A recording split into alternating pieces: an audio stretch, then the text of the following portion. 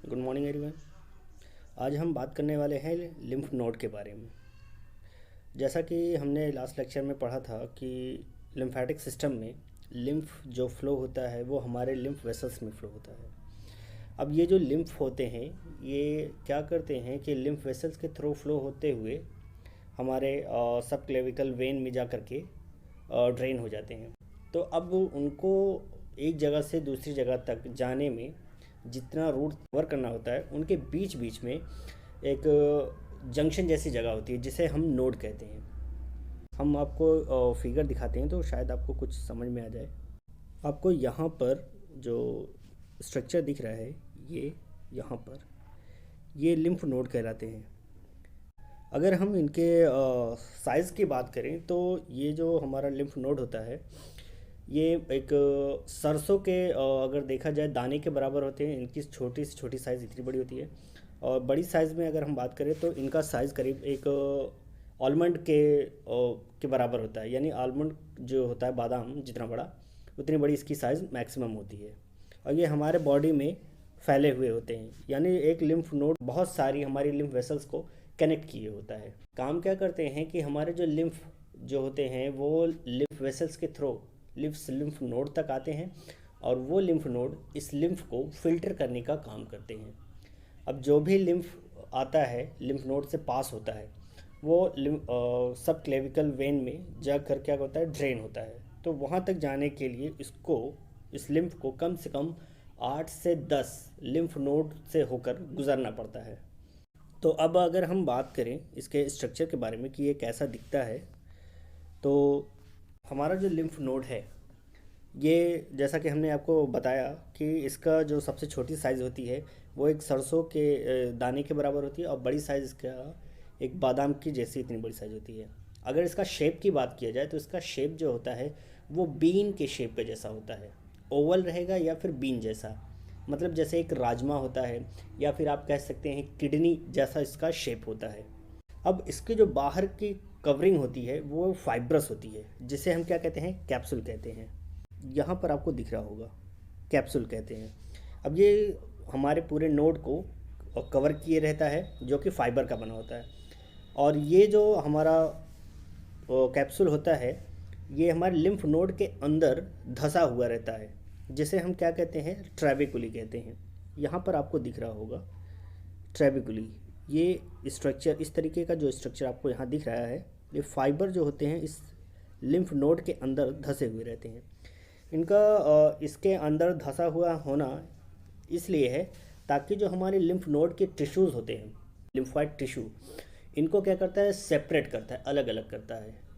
अब ये जो हमारे लिम्फोइड टिश्यू होते हैं ये दो तरीके के होते हैं। यहाँ पर आपको दिख रहा होगा कि जो लिम्फ नोड है ये स्ट्रक्चर ये पूरा जो दिख रहा है ये हमारे क्या है लिम्फोइड टिश्यू होते हैं। अब ये लिम्फोइड टिश्यू दो तरीके के होते हैं। जो आपको पर्पल कलर में दिख रहा है उस रेटिकुलर टिश्यू कहा जाता है और जो बीच में आपको पिंक कलर का जो दिख रहा है इसे हम क्या कहते हैं लिम्फेटिक टिश्यू। जो पर्पल कलर का है उसे रेटिकुलर टिश्यू बोला जाता है और जो बीच में पिंक कलर का आपको दिख रहा है वो कहलाता है आपका लिम्फेटिक टिश्यू। अब यहाँ पर जितनी भी सेल्स होती हैं मतलब जो हमारी लिम्फ वेसल्स हैं यहाँ पर आपको दिख रहा होगा ये अब हमारी लिम्फ वेसल्स ये लिम्फ को इस लिम्फ नोड तक लाती हैं। यानी एक लिम्फ नोड से कम 4 से 5 लिम्फ वेसल्स कनेक्ट होती हैं जो क्या करती हैं लिम्फ को ड्रेन करके इस लिम्फ नोड तक लाती हैं और यहाँ पर उस लिम्फ को रिलीज़ कर देती हैं। ओके, अब ये लिम्फ नोड काम क्या करेगा कि उनको फिल्ट्रेशन करना स्टार्ट कर देता है। उसके बाद फिल्टर करने के बाद ये लिम्फ क्या होता है एक सिंगल लिम्फ वेसल्स के थ्रू बाहर निकल जाता है लिम्फ नोड से। मतलब कहने का मतलब ये है कि एक लिम्फ नोड में जो लिम्फ आते हैं वो 4 से 5 लिम्फ वेसल्स के थ्रू आते हैं, लेकिन लिम्फ नोड में आने के बाद ये सिर्फ और सिर्फ एक सिंगल लिम्फ वेसल से बाहर की तरफ ड्रेन हो जाते हैं। अब अगर हम बात करें तो हमारा जो लिम्फ नोड होता है जो लिम्फ नोड से जो भी लिम्फ वेसल्स कनेक्ट होती हैं उसे बोला जाता है एफरेंट लिम्फ वेसल्स। जो भी लिम्फ वेसल्स लिम्फ को लेकर आती हैं लिम्फ नोड तक उसे एफरेंट लिम्फ वेसल्स बोला जाता है और जो वेसल्स लिम्फ नोड से लिम्फ को ले करके आगे की तरफ मूवमेंट करती हैं उसे इफरेंट लिम्फ वेसल्स बोला जाता है। यहाँ पर आपको दिख रहा होगा, ठीक, ये लिम्फ फ्लो इसमें हो रहा है और जो लिम्फ वेसल्स है वो ये है। यानी यहाँ पर आपको ये जो स्ट्रक्चर आपको दिख रहा है ये लिम्फ वेसल्स है जो लिम्फ नोड से लिम्फ को ले करके बाहर निकलती है। इसे एफरेंट लिम्फेटिक वेसल्स बोला जाता है। अब हम बात कर लेते हैं कि जो भी लिम्फ यहाँ पर आता है इसके अंदर लिम्फ नोड के अंदर, तो जो रेटिकुलर टिश्यू है और जो हमारा लिम्फेटिक टिश्यू है ये काम क्या करेगा कि जो भी लिम्फ आया हुआ है उनके अंदर जो भी बैक्टीरिया, वायरस, फंगस या कोई भी एंटीजन या कोई भी ऑर्गेनिक इनऑर्गेनिक मटेरियल है उनको फिल्टर करने का काम करता है। तो जो इसके अंदर फाइगोसाइट पड़े हुए होते हैं मैक्रोफेजेस, वो काम क्या करेंगे कि इनके अंदर जो भी एंटीजन है उनको क्या करेगा, इनगल्फ कर लेता है। इनगल्फ करने के बाद उसको मार देता है और फिर उसे आगे की तरफ भेज देता है। लेकिन अगर वो ऑर्गेनिक है तो अब उसको किल करता है, और अगर ऑर्गेनिक नहीं है तो उसको किल नहीं करता। यानी इनऑर्गेनिक मटेरियल अगर कोई इस लिम्फ के साथ आता है तो उसको किल नहीं करता है। उसके अलावा हमारा जो लिम्फोसाइट्स है वो क्या करता है कि T cell and B cell जो होती हैं वो एंटीबॉडी का प्रोडक्शन करती हैं। वो जो भी एंटीजन आते हैं उनको आइडेंटिफाई करके एंटीबॉडी का प्रोडक्शन करते हैं, फिर उस एंटीजन को किल करते हैं।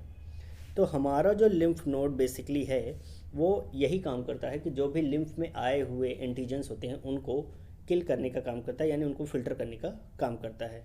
तो ऐसे ही ये लिम्फ नोड कम से कम 8 से 10 लिम्फ नोड से पास होते हैं और हर लिम्फ नोड उसको फिल्टर करता है और फिर फिल्टर करने के बाद इसे सब क्लेविकल वेन में उसको क्या करता है, ड्रेन कर देता है।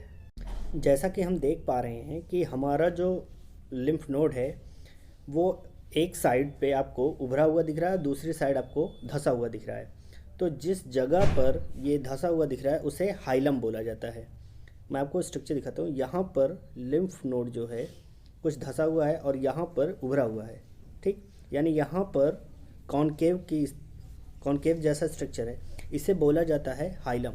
ओके, ये वाला हिस्सा जो है जहाँ पर कॉन्केव जैसी स्ट्रक्चर बन रहा है लिम्फ नोड का उसे हाइलम बोला जाता है। इसी जगह से हमारी आर्टरी और वेन लिम्फ नोड के अंदर ब्लड की सप्लाई करती हैं। अब यहीं से ही हमारी जो एफरेंट लिम्फ वेसल्स होती है वो निकल करके यानी लिम्फ को कलेक्ट करके बाहर की तरफ निकल जाती है। तो आज के लिए ही बस इतना ही। Thank you.